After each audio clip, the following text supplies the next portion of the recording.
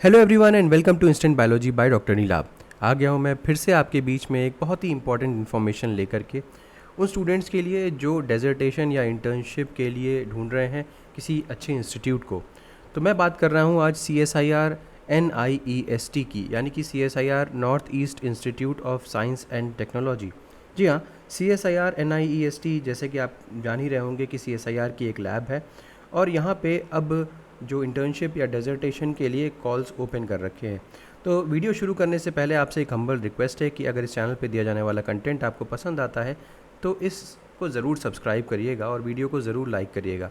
इससे हमें कंटिन्यूअसली बेहतर करने का मोटिवेशन मिलता रहता है। तो इससे रिलेटेड जो कुछ भी PDFs वगैरह होंगी वो आपको मेरे टेलीग्राम ग्रुप के ऊपर मिल जाएंगी। टेलीग्राम ग्रुप का लिंक आपको डिस्क्रिप्शन सेक्शन में अवेलेबल हो जाएगा।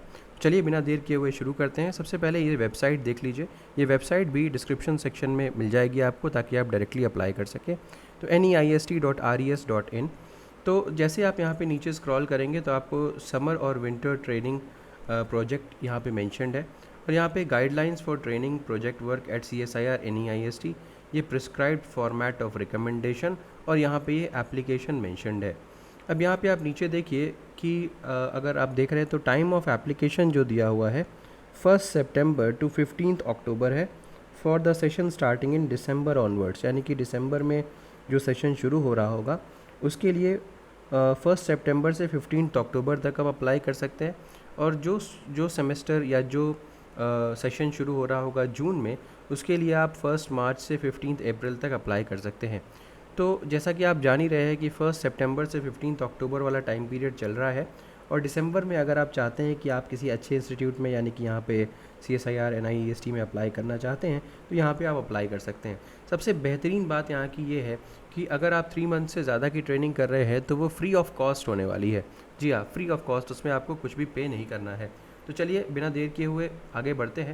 यहाँ पे जैसे ही guidelines for training project work at CSIR NEIST पे आप क्लिक करेंगे तो आप एक PDF डाउनलोड कर पाएंगे। मैंने ऑलरेडी आपके लिए वो PDF डाउनलोड कर रखा है। आप यहाँ पे चेकआउट कर सकते हैं कि एलिजिबिलिटी क्या है। स्टूडेंट्स किसी रेप्यूटेड नेशनल कॉलेज या यूनिवर्सिटी से होने चाहिए। जो उनके मार्क्स होने चाहिए average 60% marks throughout career होने चाहिए starting from final board examination till class 12th। और इसके बाद one student will be allowed to undergo training at CSIR NEIST in only one particular course. एक ही कोर्स में अलाउ किया जाएगा।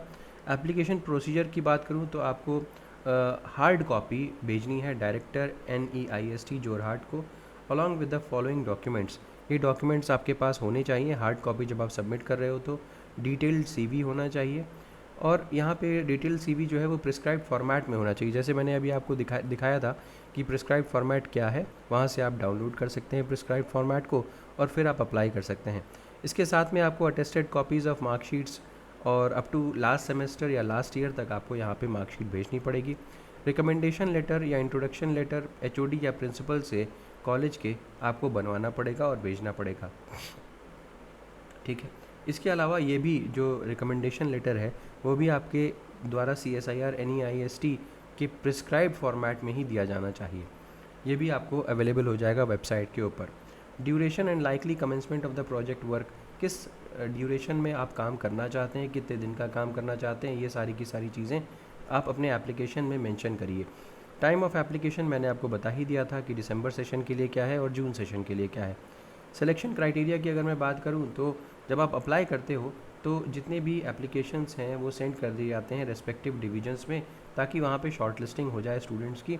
और ये short listing purely merit basis पे होती है, क्यूमुलेटिव परसेंटेजेस को ध्यान में रखते हुए क्लास 10 से लेकर के फाइनल लास्ट सेमेस्टर जो पास किया गया है उसके परसेंटेजेस को देखते हुए ये क्यूमुलेटिव परसेंटेजेस निकाली जाती है और उसके बाद जिन स्टूडेंट्स को का मेरिट हाई होता है उनको सेलेक्ट कर लिया जाता है।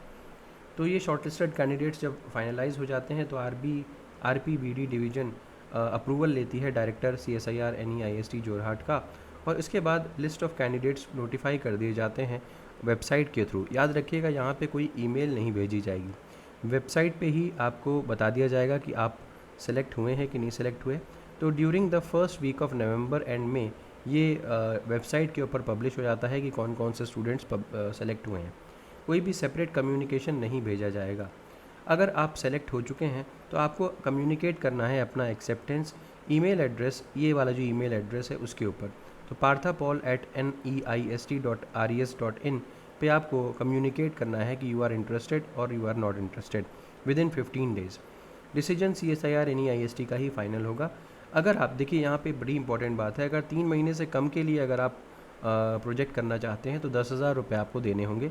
लेकिन अगर आप 3 महीने से ऊपर प्रोजेक्ट करना चाहते हैं 1 साल तक भी, तब भी कोई भी फ़ीस चार्ज नहीं होगी। तो ये सबसे बेहतरीन बात है यहाँ पे, नो फीस। ठीक। आफ्टर सिलेक्शन क्या क्या होगा, आपको अपना ओरिजिनल आइडेंटिटी कार्ड यूनिवर्सिटी या कॉलेज ने जो आपको इशू करवाया होगा वो लेकर के आना होगा। आपके किसी भी तरीके की इंजरी या लॉस जो स्टूडेंट को हो तो उसके लिए ये NEIST रिस्पॉन्सिबल नहीं होगा। कोई भी एकोमोडेशन फैसिलिटी प्रोवाइड नहीं की जाएगी CSIR NEIST के द्वारा। लेकिन अगर 6 महीने या 6 महीने से ऊपर के प्रोजेक्ट में स्टूडेंट आ रहा है तो वहाँ पे अब अवेलेबिलिटी के हिसाब से एकोमोडेशन दिया जा सकता है। कोई भी फाइनेंशियल या दूसरे ऑब्लिगेशन इंस्टीट्यूट के ऊपर नहीं होंगे। और स्टूडेंट को फाइनली जाने से पहले अपना प्रोजेक्ट या ट्रेनिंग कंप्लीशन रिपोर्ट भी इंस्टीट्यूट को सबमिट करना पड़ेगा। चलिए एक चीज़ और मैं आपको दिखा देता हूँ। यहाँ पे आप देख सकते हैं कि कौन कौन से रिसर्च एरियाज़ हैं। देखिए, advanced computational data science, centre for infectious diseases, agrotech, biological sciences and technology division, chemical sciences, engineering sciences, geo sciences, coal and energy, material sciences and technology, branch laboratory, और ये तो branch laboratory है इम्फाल में। तो ये इतने सारे divisions हैं। इसमें से अगर आप इंटरेस्टेड है, जैसे कि बायोलॉजिकल साइंसेज में अगर आप इंटरेस्टेड है तो बायोलॉजिकल साइंसेज में जा कर के आप चेकआउट कर सकते हैं कि किस किस चीज़ों पे यहाँ पे साइंटिस्ट काम कर रहे हैं। तो ये सारी की सारी एरिया ऑफ इंटरेस्ट हैं, आप इसको चेकआउट कर सकते हैं। इसके अलावा अगर मैं बैक करूँ यहाँ पे, तो यहाँ पे आप देख सकते हैं प्रिस्क्राइब्ड फॉर्मेट फॉर रिकमेंडेशन के लिए क्या फॉर्मेट है, इसके ऊपर क्लिक कर सकते हैं। और ये एप्लीकेशन फॉर्म है। जैसे आप एप्लीकेशन फॉर्म के ऊपर क्लिक करोगे, आप यहाँ पे डाउनलोड कर सकते हो और उसके बाद उसको ओपन कर सकते हो। ठीक। तो उम्मीद है कि ये आपको इन्फॉर्मेशन यूज़फुल लगी होगी। अगर ये इन्फॉर्मेशन आपके लिए यूज़फुल है तो अपने फ्रेंड्स के साथ भी ज़रूर शेयर करिएगा। वीडियो को सब्सक्राइब करना ना भूलिएगा, ज़रूर इस चैनल को सब्सक्राइब करना ना भूलिएगा। वीडियो को ज़रूर लाइक करिएगा, अपने फ्रेंड्स के साथ ज़रूर शेयर करिएगा। Thank you so much, have a good day.